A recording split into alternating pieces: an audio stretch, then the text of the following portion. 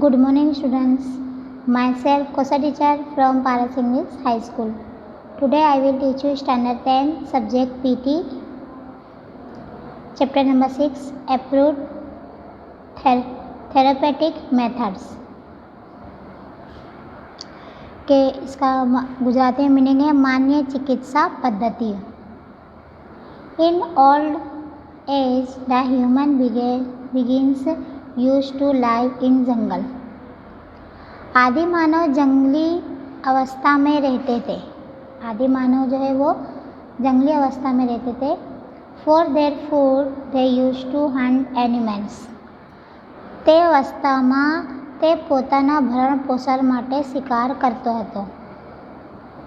We knows these facts, but in those days, how they were suffering from the disease and how the treatment was given is known to us. We do not have any specific information about this, but we know that before thousands of years Ayurvedic treatment was given. Because of this treatment, Ayurveda is considered as fifth Ved. But we know that with the development of science, other treatments, therapeutic methods have been found by respective research. Now, here we shall get information regarding the approved therapeutic methods in which the specialization degrees are awarded. There are as follows. आदि मानव जंगली अवस्था में रहते थे. उस अवस्था में अपने आप का जो भरण पोषण के लिए, खाने पीने के लिए उन लोग शिकार करते थे और अपने ये जानते नहीं है कि अपने ये जानते नहीं है कि जब वो जंगल में रहते थे और बीमार पड़ते थे तो वो अपना इलाज किस तरीके से करते थे, इसकी हमें कोई माहिती नहीं है.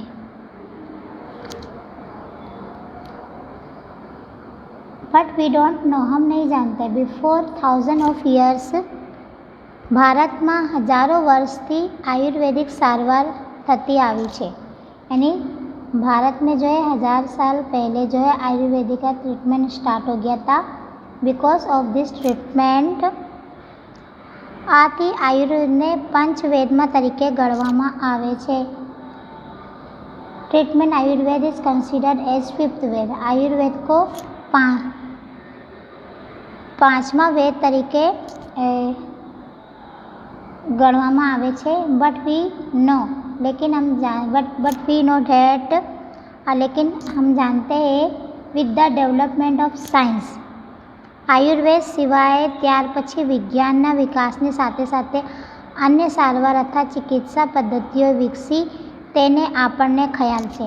यानी आयुर्वेद के साथ साथ जो साइंस की भी डेवलपमेंट हुई और भी अलग अलग थेरेपी जो है वो सक्सेसफुल हुई है, उसका विकास हुआ है.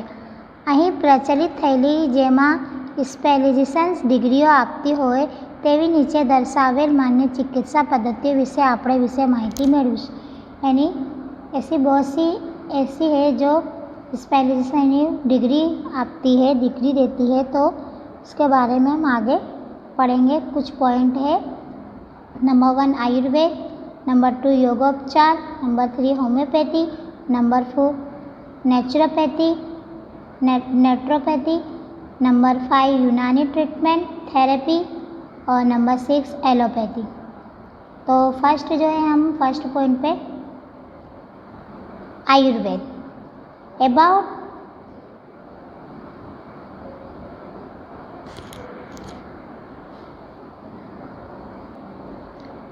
5000 years ago, our saints and sages had found out Ayurvedic therapeutic method. According to Ayurveda, when there is imbalance between Vata, Pitta and Kapha in our body, when their percentage is increased to decrease, any disease develops. In Ayurveda, there are considered as fault. When these three faults become defective, the disease develops. Defective gas develops about 80 diseases. Defective acidity develops about 60 diseases, and defective cough develops about 40 diseases. To destroy the defects of disease, the therapeutic treatment is there in Ayurveda. Ayurveda therapeutic methods are proved unfailing, positively effective for all cold, old fever, psoriasis and skin disease. लगभग 5000 साल पहले जो है ऋषि मुनियों द्वारा आयुर्वेद चिकित्सा की पद्धति शुरू हुई थी। आयुर्वेद मुजब अपना शरीर में आयुर्वेद से अपने शरीर में વાયુ, પિત્ત અને કફની વિષમતા થાય, એટલે કે તે વધે અથવા ઘટે ત્યારે શરીરમાં ગમે તે રોગ उत्पन्न થાય।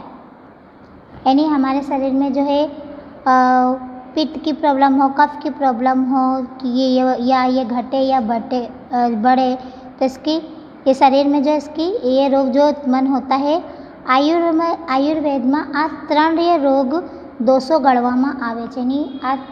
आयुर्वेद में तीनों रोगों को दोषी माना गया है कि आ त्रण ये दोषों दूषित थाय त्यारे रोगों उत्पन्न थाय। यानी ये तीन रोग जो है अपने अंदर होते हैं तो ये रोग उत्पन्न होता है। वाती लगभग 80 रोग पित्त दोषी, क्या लिखा है 80 डिजीज डिफेक्टिव, 80 रोग पित्त दोषी, 60 रोग कफ दोषी અને 40 રોગ થાય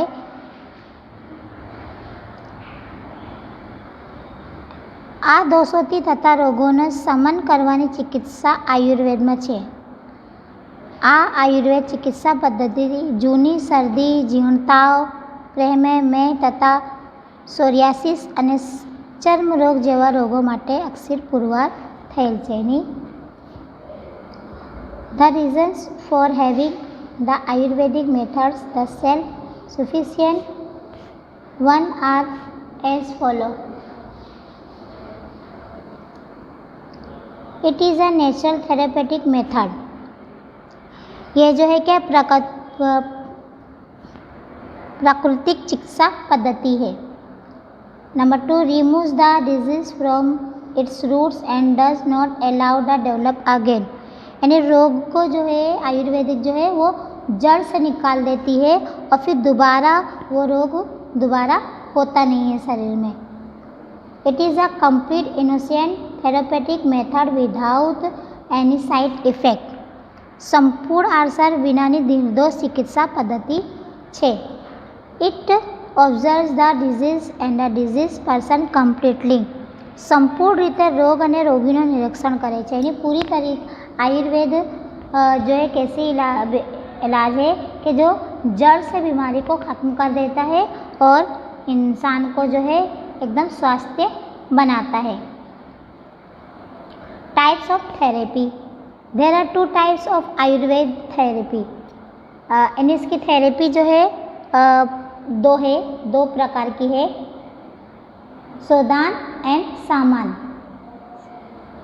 Sodan consists upon Panchkaram in which Vaman, Virchen, Basti, Nasaya and Raktamosan are included.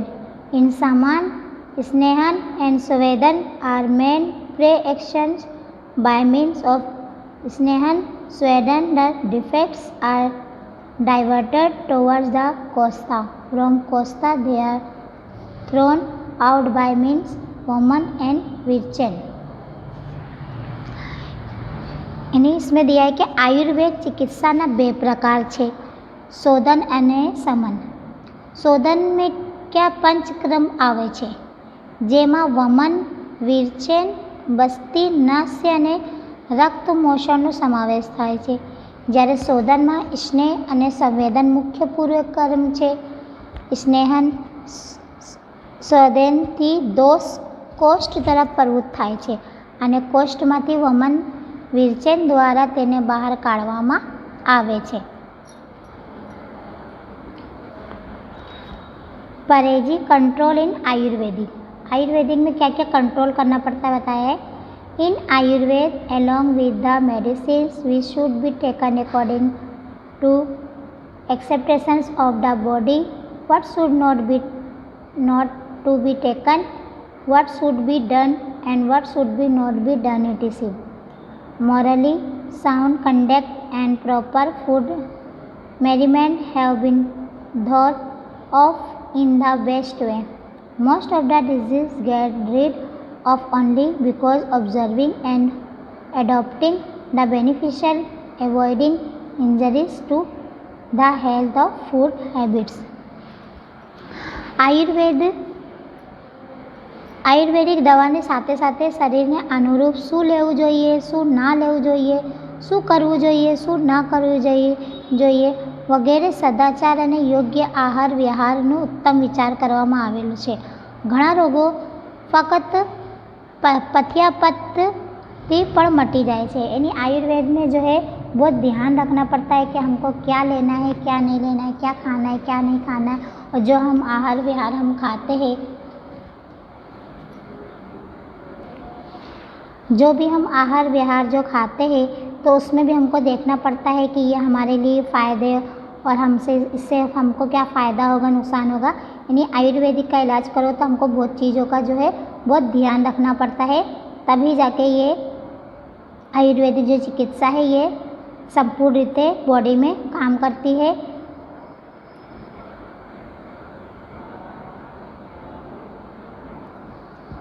Next point, second number, योग उपचार। द स्टेप्स ऑफ योग उपचार आर एज फॉलोज। के योग उपचार अगर हमको इस्तेमाल करना है तो इसके यहाँ पे कुछ स्टेप दिए हुए हैं। फर्स्ट है ब्रह्मचार्य, नंबर 2 आसन एंड मुद्रा, नंबर 3 प्राणायाम, नंबर 4 उपवास, नंबर 5 सद्विचार, नंबर 6 सदाचार, morally good conduct.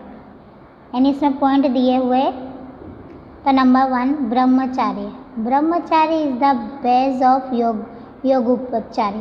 Enjoying sexuality in the disease conditions bring physical and mental weakness. Hence, an individual who observes celibacy taking the shelter yogopchar only can get rid of the disease. For the observation of brahmacharya, proper food, merriment, company and reading and also balanced way of life are very necessary.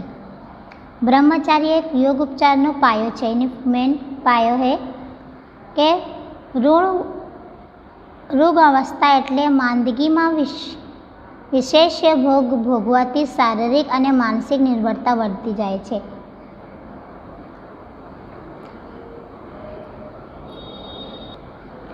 यानी इंसान के अंदर जो है काम करने से जो है शारीरिक और एक मेंटली तौर पे इंसान जो है क्या हो जाता है, वो कमज़ोर हो जाता है। તેથી योग उपचारનો આશ્રય લેનાર ब्रह्मचार्य पाळ्યું હોય तो જ रोज मटी सके। यानी अगर योग उपचार का हमको क्या कहते हैं स्टेप करना है तो अगर हम ब्रह्मचार्य का स्टेप फॉलो करेंगे तो इससे क्या है, हमारे जो रोग हो गए, हमको जो मेंटली तौर पे मानसिक तौर पे जो कमजोरी होती है वो दूर हो जाएगी। ब्रह्मचार्यના પાલન માટે યોગ્ય આહાર વિહાર, सोबत वाचन और समर्पण जीवनचर्या अत्यंत जरूरी है। यानी ब्रह्मचार्य के लिए हमको क्या अपने खाने पीने का ये सब का बहुत ध्यान रखना चाहिए और तो इससे हमारा क्या है, हमारे जीवन के लिए बहुत अत्यंत ज़रूरी है। नंबर 2 आसन एंड मुद्रा। Asana and mudra are very useful for the disease. Yogi and nirogi healthy persons by means of asan the disease organs can be made healthy and also the mind can be kept in control.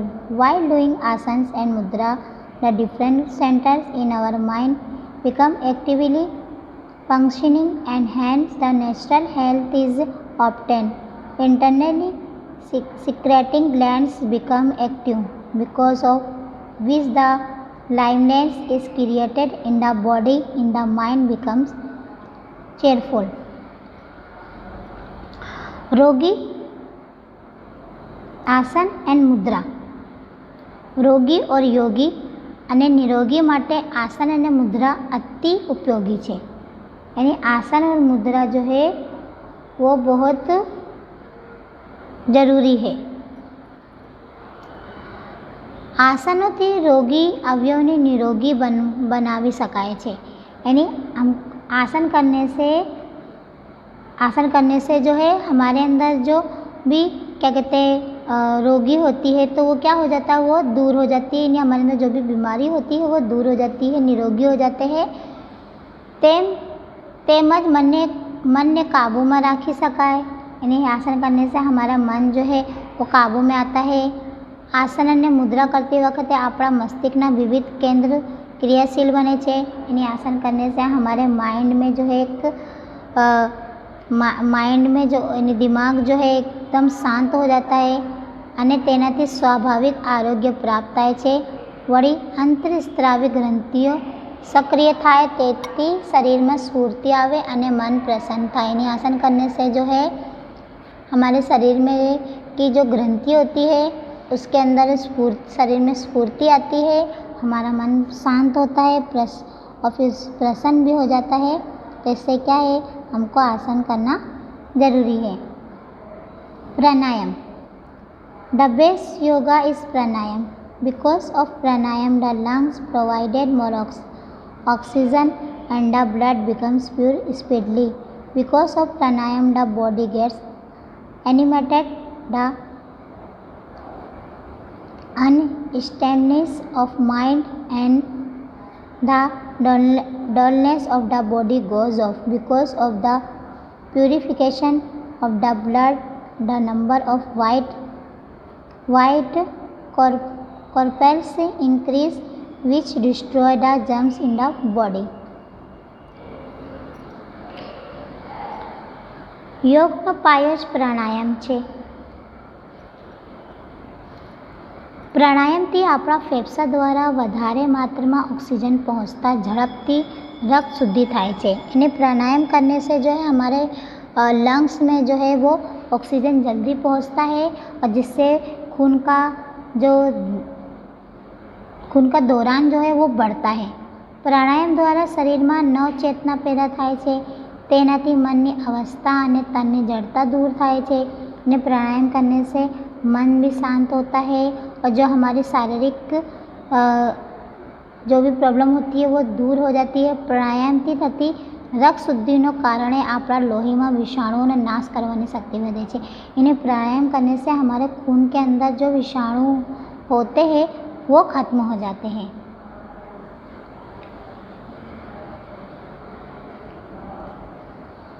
Fasting. Willful fasting purifies the body instead of overeating, inventing the disease. In this signature of intake to eat little less than required and enjoy the healthy state of the body. In the aim of fasting control over the mind, internally abstinence, fasting, overeating, required balanced diet etc. are included, in which purifications of mind and body are made. Fasting यानी उपवास. इच्छापूर्वक करेला उपवासથી शारीरिक संशुद्धि थाय छे. यानी अपनी मर्जी के मुताबिक जो है हम उपवास करेंगे तो ये हमारे शरीर के लिए, हमारे बॉडी के लिए बहुत अच्छा है. जैसा कि बताया गया है कि जैसे कि मुस्लिम धर्म में जो है रोज़ा रखते हैं. रोज़ा रखने से, और ये साइंटिफिक भी है कि उपवास करने से जो भी प्रॉब्लम होती है शरीर के अंदर वो दूर हो जाती है. इसके लिए हमारे इस्लाम में जो है रोज़े फ़र्ज किए गए हैं कि हमको साल में या पूरे साल में 30 दिन का उपवास रखना चाहिए. અત્યાહાર કરી રોગના ભોગ બનવા કરતાં મિત્રાહાર બની આરોગ્ય ભોગવું એ બુદ્ધિમત્તાની નિશાની છે. ઉપવાસના ઉદ્દેશ્યમાં મનોનિગ્રહી, ઇન્દ્રિય દમન, અનશન, અત્યાહાર, મિથ્યાહાર વગેરે આવી જાય છે, જેમાં તન અને મનની વિશુદ્ધિ મુખ્ય છે. સદવિચાર, મોરલી ગુડ થોટ્સ.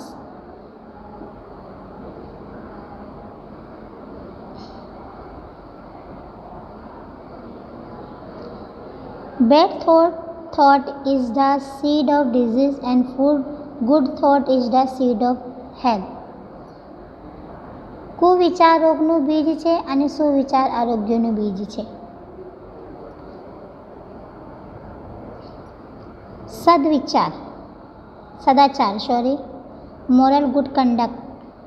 સદાચાર means સત પ્લસ આચાર. સત તેની pertains to truth, whereas achar pertains to behavior. Hence, sadachar makes in individual facing towards the growth. Good thought is not created without good company, and sadachar is not created without good thoughts. The quality of good behavior is सत्वगुण. सदाचार यानी सत plus आचार. સત્યની શબ્દ સત્યનો વાચક છે, જ્યારે આચાર શબ્દનો વર્તનનો વાચક છે. તેથી જે વર્તન દ્વારા સત્યની प्राप्ति થાય तेवा वर्तनનું नाम सदाचार. यानी जो हमारा जो बिहेवियर है, बिहेवियर के ऊपर जो हमको गुड फैक्ट्स मिलते हैं, तो उससे क्या होता है कि सदाचार बनता है. Good thought is not created without good company. સદાચાર વ્યક્તિને આત્મ અભિમુખ કરે છે. સત્સંગ વિના સદવિચારો જન્મતા નથી અને સદવિચારો વિના સદાચાર જન્મ નથી. सद आचरणो गुण सत्व गुण छे. यानी सदाचार के बिना जो है हमारा जन्म नहीं होता और जन्म के बिना जो सदाचार नहीं होता. इसके लिए यहाँ पे सदाचार जो है वो हमारे लिए क्या है, बिहेवियर इज सत्व गुण है.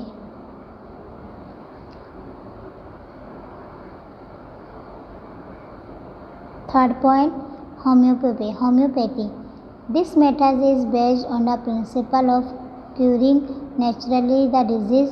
The basic principle of this method is like curse, like the means that a disease should be given the medicine of the symptoms of the disease. The method is prevalent based on the complaints of the patients. In this method of proportions of the medicine remains very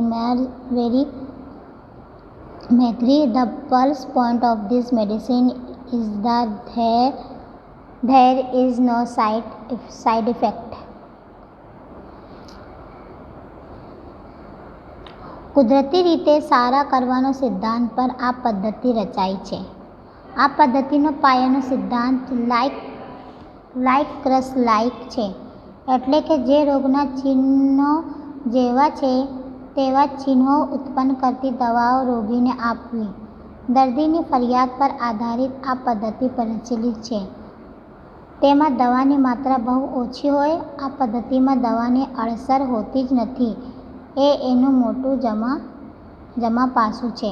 any homeopathy જો એક કુદરતી રીતે કરવાની સિદ્ધાંત પર પદ્ધતિ રચાઈ છે.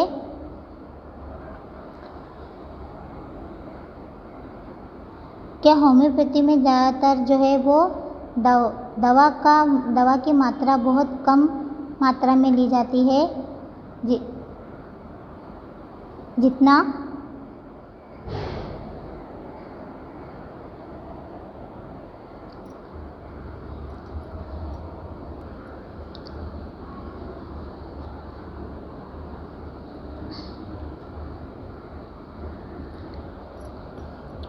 Basic principles.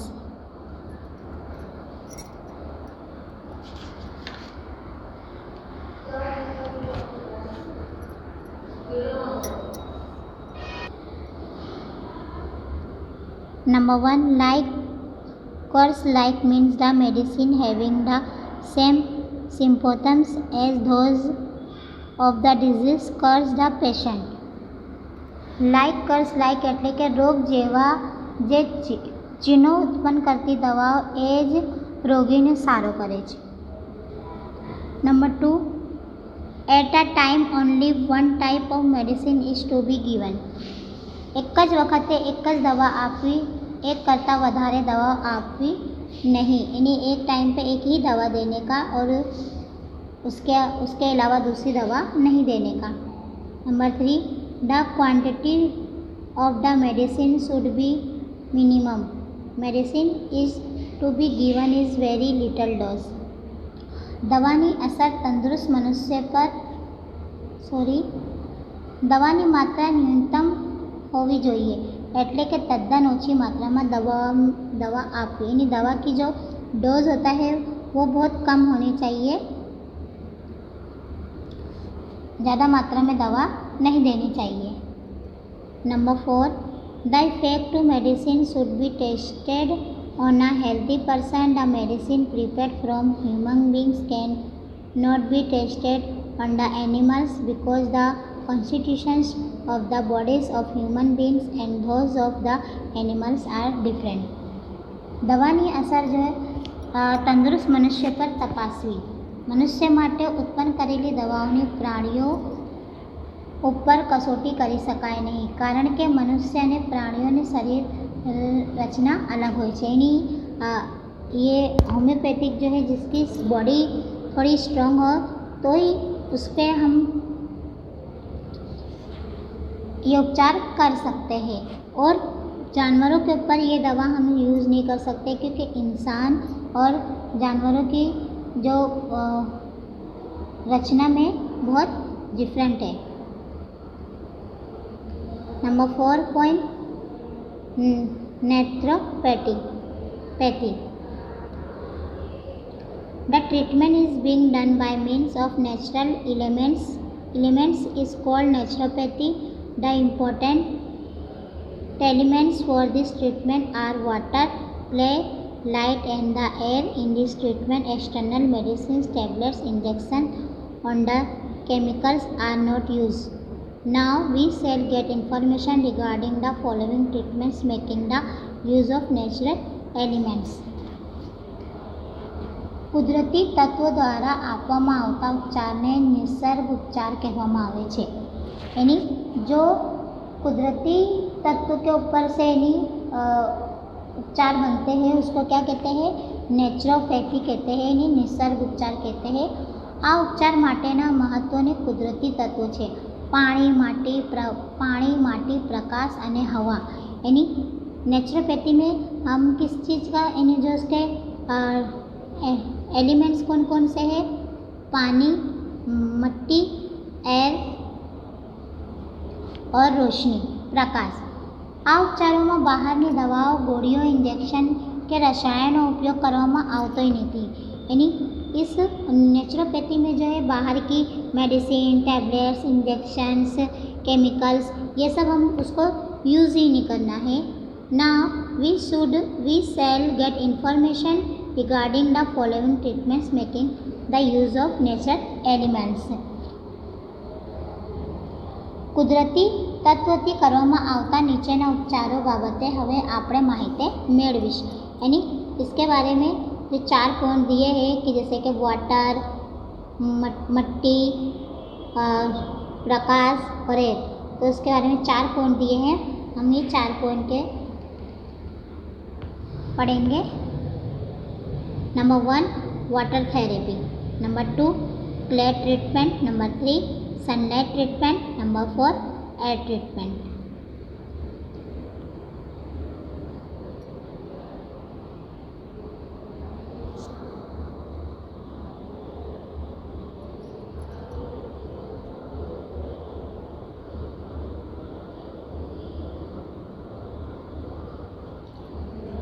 तो हम इसके आगे नेक्स्ट पार्ट में इसके आगे का हम देखेंगे. Okay, bye.